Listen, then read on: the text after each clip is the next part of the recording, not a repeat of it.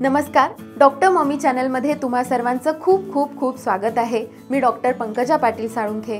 मी एक बालरोगतज्ञ आहे आणि एका चिमुकलीची आई सुद्धा। या व्हिडिओमध्ये आपण इन्फ्लुएन्झा वॅक्सीन किंवा फ्लू वॅक्सीन याच्याविषयी सर्व काही माहिती, तुमचे जे काही प्रश्न मला आले आहेत त्या प्रश्नांची उत्तरं देण्याचा यामध्ये प्रयत्न करणार आहे। चला तर मग सुरू करूया।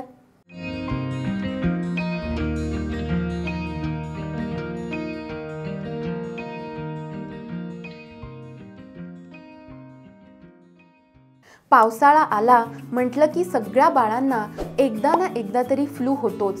व्हायरल इन्फेक्शन ज्याला आपण म्हणतो, हा जो फ्लू असतो तो इन्फ्लुएन्झा या नावाच्या व्हायरसेसमुळे होतो। याचे वेगवेगळे स्ट्रेन्स असतात आणि त्या वेगवेगळ्या स्ट्रेन्समुळे सतत आपल्याला हा फ्लू होत असतो, अगदी ॲडल्टमध्ये सुद्धा। परंतु याच्यावरती वॅक्सीन अवेलेबल आहे। हे वॅक्सीन मार्च ते जून या दरम्यान अवेलेबल होतं आणि या दरम्यान आपण बाळांना किंवा अगदी ॲडल्टला सुद्धा हा वॅक्सीनचा डोस द्यायचा असतो।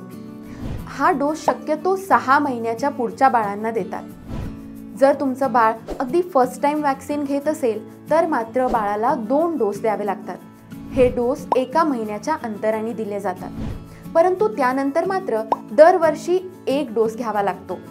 आता तुम्ही म्हणाल की वॅक्सीन दिल्यानंतर आपल्या बाळांना फ्लू होणार तर नाही ना? तर याचं उत्तर आहे की जरी तुमच्या बाळांना या वॅक्सीन नंतरही फ्लू झाला तरी तो अतिशय माइल्ड स्वरूपात असणार आहे।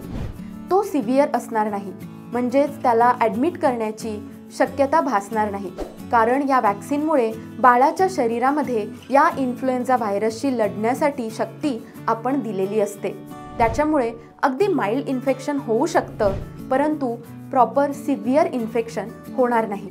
त्यामुळे आपल्या बाळांना इन्फ्लुएन्झा वॅक्सीन म्हणजे फ्लू वॅक्सीनचा डोस नक्की द्या आणि अशाच इन्फॉर्मेटिव्ह आणि यूजफुल व्हिडिओसाठी डॉक्टर मॉमी चॅनलला नक्की सबस्क्राईब करा। धन्यवाद।